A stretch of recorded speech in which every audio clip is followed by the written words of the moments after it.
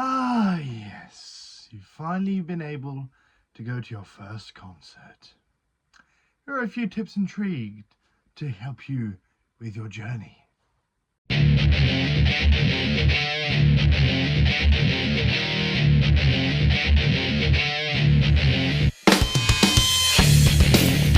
Hello there guys, welcome to MWA. My name is Alex and today I'm going to tell you 10 tips on how to enjoy your first ever concert.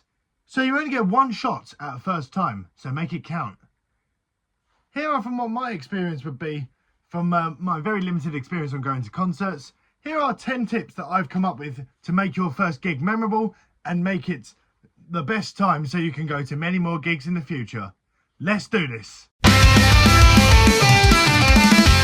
So tip number one, I highly suggest to bring these things. Number one, your ticket for the gig, otherwise you won't be allowed in the venue. 2, ID. Sometimes venues require identification to prove that you are over the age of 18. And 3, which is not mandatory, but money for merchandise. Why is it mandatory? Well, you don't have to buy merchandise, but I always recommend you do so, but mainly because it's the best way to support the band. Like this t-shirt, when I saw Black Veil Brides, it cost me 50 quid, but hey, it's money very well spent. There's not too much money to be found in a lot of the music industry, especially at the smaller gigs. So the best way to support the band is buying their merchandise. Just like I have here with this Delane shirt here from the latest Delane show that I went to. Check out my vlog for it in my channel. And this Green Day shirt from when I saw Green Day in June with all the dates on the back. I always try and get shirts with the dates on the back as well. Mainly because you can look back at it and think, oh, I was at the London show on the 23rd. I was at the London show on the 29th of June. And there'll often be good memories. But yes, make sure you have your ticket, otherwise you won't be allowed in as well. And make sure you have ID, mainly because sometimes security can be a bit of a nuisance, especially if you look under the age of 18. So that's the first step.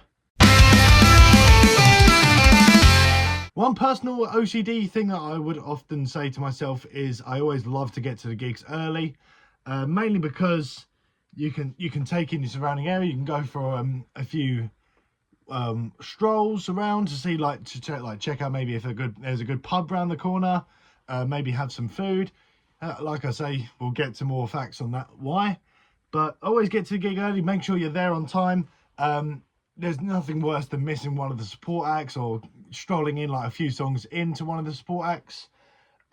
It's not very fun, especially when you hear a big cheer and a band's ready to come out. But hey, it's really important you get there early because it's really important to support the lower bands too. So yeah, get there early, people. Tip number 3, have at least some knowledge of the band that you are seeing. Now, this can be a bit of an important one, mainly because if you show up and you're the guy who sits there like, you'll often get the poser. I mean, I'm not one to judge, to be honest. I mean, like who you like at the end of the day. We're all fans of music and we all are at the gig. We all bought a ticket and we all showed up to enjoy the bands that we love. But at least have some knowledge of the band, so you're not sitting there looking like the outcast. Here's a bonus tip: if you're a parent who's bringing your children to see one of your children's favourite bands, learn a couple of songs. Get right involved with some of the lyrics. The kids will love it. I'll tell you right now, they'll enjoy it. It'll be so much passion going around the venue. I tell you, this is what it's all about. Learn the bands, learn the songs. It'll be a good fun. This step's fairly important. Number 4, I would say make sure you eat before you go into the venue. There is nothing worse than sitting there at the gig thinking, I could really look at that hot dog right now. That looks nice. Looks nice in my stew. Don't get any ideas from this idiot right there, okay? Don't get any ideas from him. He's a fool. But make sure you eat before you go into the venue. Make sure you have like a really nice calorific meal because you're going to be using a lot of energy at the gig. And then I'm sure on the way home you'll be sitting there like,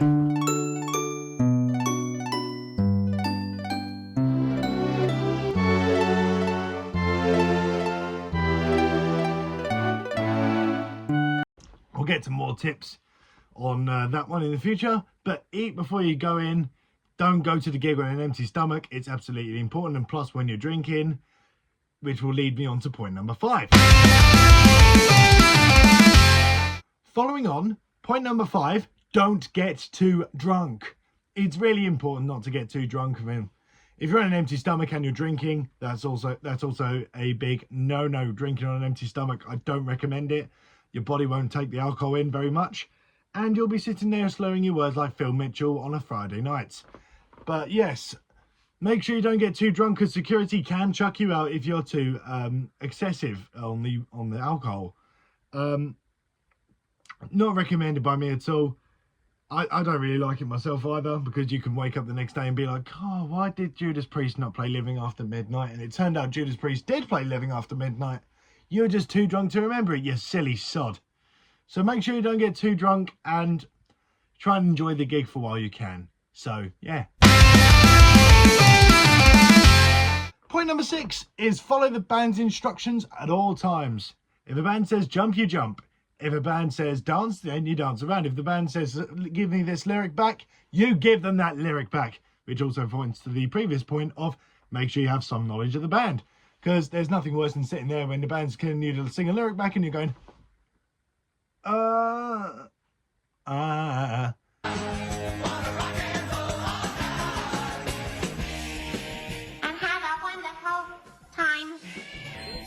Yeah, not recommended by me in the least degree. Again, follow the band's instructions. Don't be that one snob that everyone's waiting on. Don't be that one poser that you're just like, oh yeah, I love Blink-182, me. All the big things. Yeah, don't be that guy. Here's an important step for a lot of you guys that are new to the concerts. Number 7 is the crowd surfing and mosh pit etiquette. Some venues won't allow crowd surfing or moshing at all for health and safety reasons, which is completely understandable. Crowd surfing especially is a big one. But we'll go through some of the rules and regulations. If the rule's not in place, let the games begin. This is not a sort of a video on how to break your necks or anything like that. As I say, I'm not a lawyer, so do not consult me on the laws where that's concerned. So, the main rules of crowd surfing, what are they?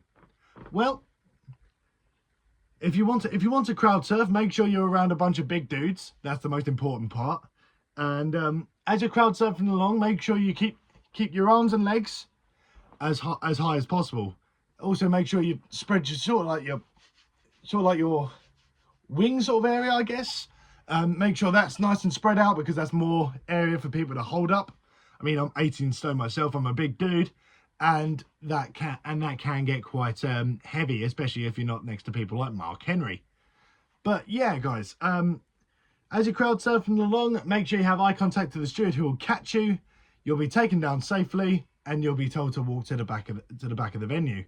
But there's nothing stopping you from getting the spot that you originally had when you were crowd surfing along. But that's one of the most important guidelines that I would mention for crowd surfing.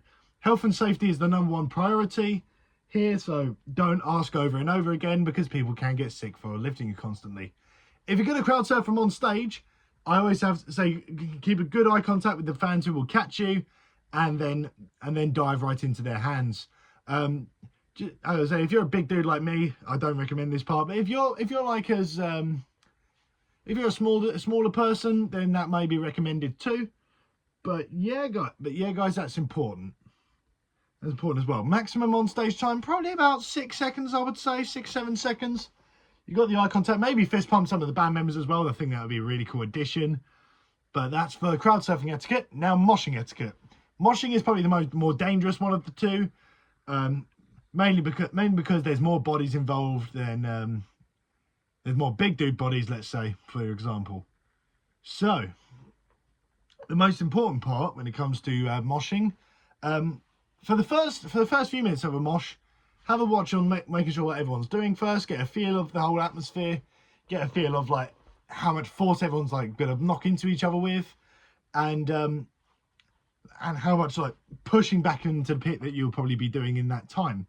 I've done a fair bit of moshing in my time. I moshed during Escape the Fate. That was really good. The Horror was good fun as well. I moshed during The Offspring. I moshed during Sepultura, another plug. Check out that vlog. That was really enjoyable. And it's really, really fun to get into. So one thing I would recommend, keep your elbows down, because obviously an elbow to the rib cage or an elbow to the face or something like that, that's not recommended by me at all unless you're an MMA fighter. Other things, don't go in like a sissy, because it will hurt 10 times more.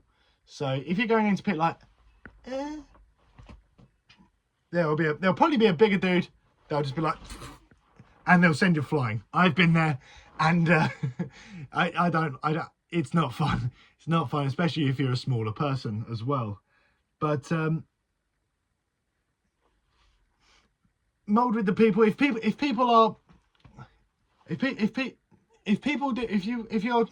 maybe sort of like spilling out of the pit, or have people spilling onto you, sort of like just push them back in, and it will just flow nicely from there, I guess.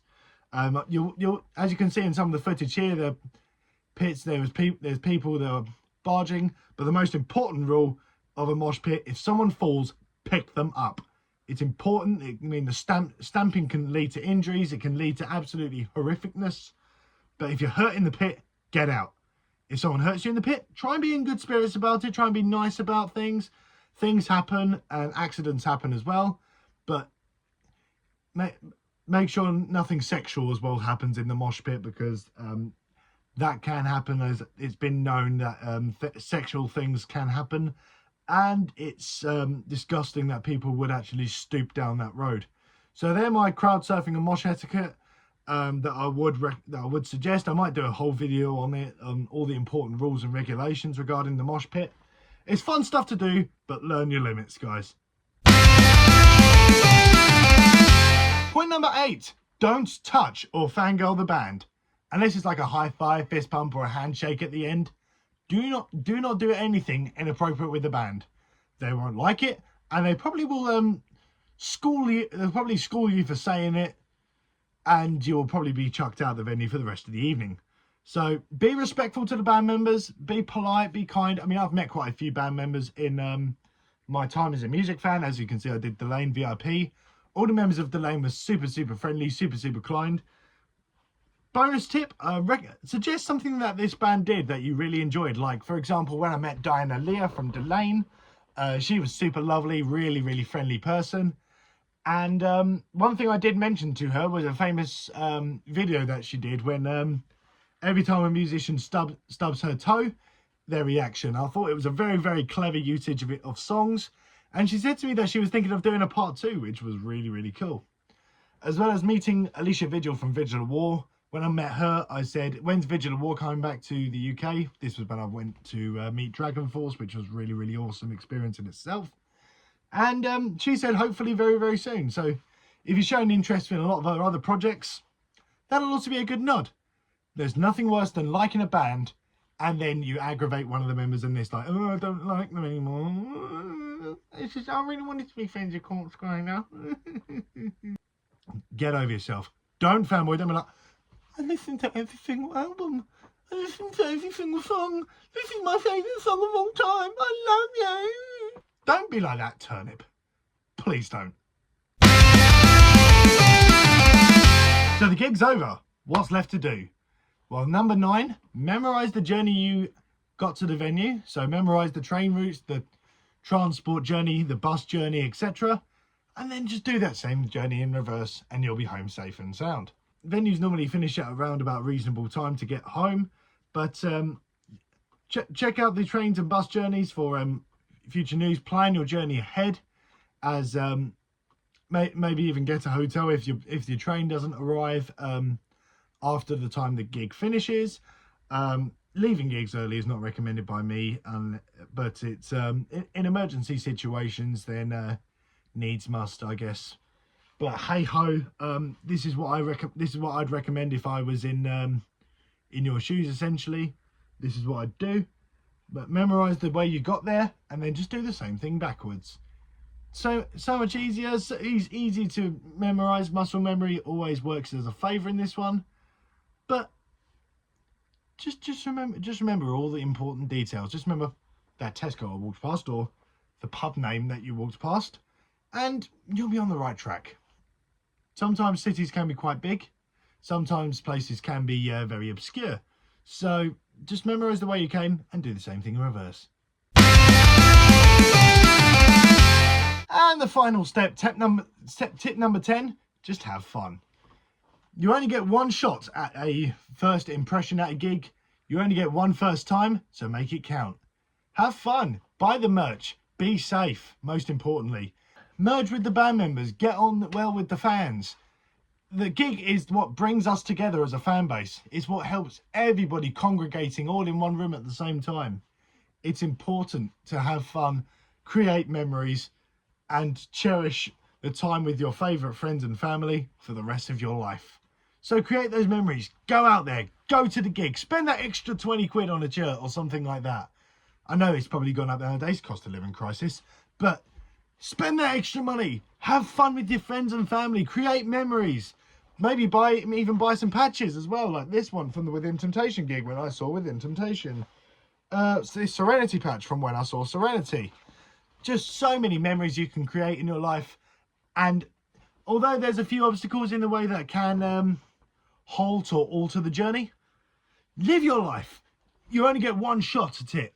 So do it. Go to the gigs. Have fun and create some awesome memories. Got any tips I've missed? Let me know in the comment section below. Thumbs up this video if you liked it. Subscribe to MWA. There's so many videos that I've got in mind, so many gigs that I've got planned in the future as well. Hope you enjoyed the video. Hit the like button, subscribe for more, do your best, and I'll see you guys in the next video. Take care. Bye bye.